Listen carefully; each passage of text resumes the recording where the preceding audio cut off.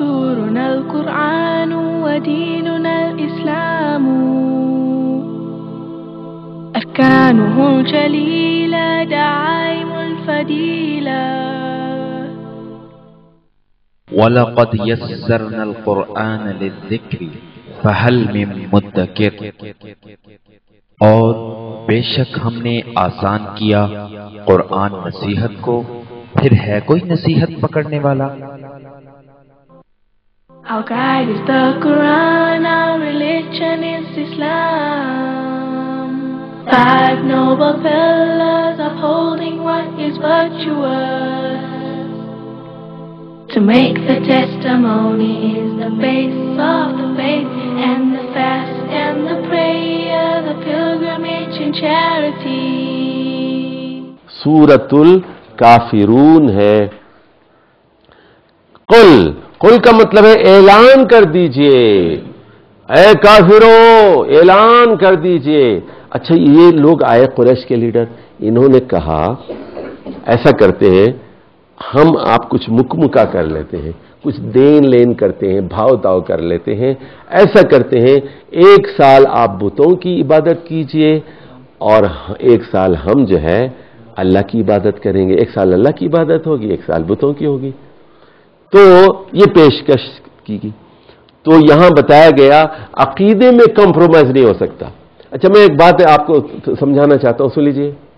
توحید کے معاملے میں کوئی کمپرومائز نہیں، چاہے آپ کی جان جائے نا، چاہے الیکشن میں آپ ہار جائیں، آپ دنیا میں آپ کا نقصان ہو جائے، توحید کے مسئلے پر نہ ہو۔ فقہ میں آپ جو ہے لچک دکھا سکتے ہیں، فقہ میں کوئی مسئلہ نہیں ہے، اس میں وہ دین ایمان کا مسئلہ نہیں ہے فقہ کا۔ جیسے آپ ہاتھ یہاں باندھتے ہیں، یہاں باندھتے ہیں، اس میں قوی مسلک تو یہی ہے کہ سینے پہ ہاتھ باندھیں، لیکن آپ اگر نافے باندھتے ہیں، نیچے باندھتے ہیں، کوئی بڑا مسئلہ نہیں ہے۔ سمجھ گئے بات آپ؟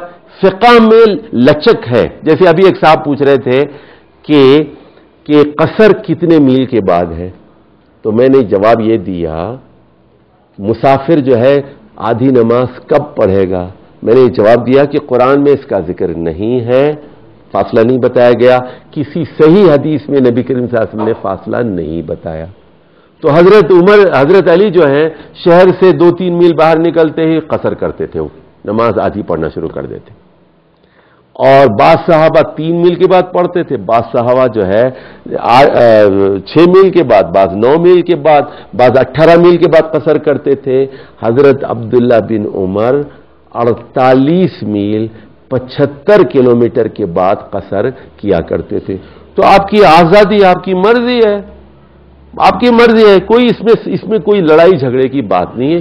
یہ فقہی اختلاف ہے، صحابہ سے ثابت ہے، انہوں نے 3 کے بعد بھی قصر کیا ہے، 9 کے بعد بھی قصر کیا ہے، 18 کے بعد بھی کیا ہے، 48 کے بعد بھی قصر کیا ہے۔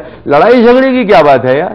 جو آپ صحیح سمجھتے ہیں اس پہ عمل کیجئے، لڑائی جھگڑے کی کوئی بات نہیں ہے۔ لیکن عقیدے میں سنیے، صاف کہہ دیا لکم دینکم ولی دین، آپ کا دین آپ کو مبارک، میرا دین مجھے۔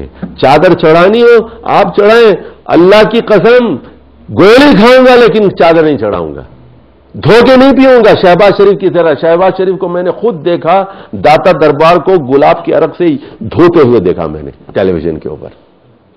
میں نہیں کروں گا، لکم دینکم ولی دین، چاہے میں الیکشن میں جیتوں ہاروں، یا اس سے دوستی ہو یا نہ ہو، عقیدے میں کوئی کمپرومائز نہیں ہو سکتا فرمایا۔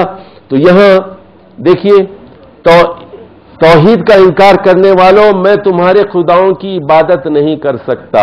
دوسرے میں بتایا گیا کہ دونوں فریق اپنے اپنے موقف پر قائم ہیں، لا اعبد ما تعبد ولا انتم عابدون ما اعبد، نہ آپ ہمارے خدا کو پوری طرح مانیں گے، نہ ہم آپ کی خداؤں کی بات مان سکتے ہیں۔ لہذا حاصل کلام کیا ہوا؟ آخر میں کہہ دیا گیا آپ لوگوں کا دین آپ کو مبارک، میرا دین میرے لیے، لکم دینکم ولی دین۔ عقیدے میں یاد رکھو، عقیدہ کوئی ایسی چیز نہیں ہے کہ اس کو کوئی سیاسی مشغلہ بنایا جائے، عقیدے میں کوئی کمپرومائز نہیں ہو سکتی۔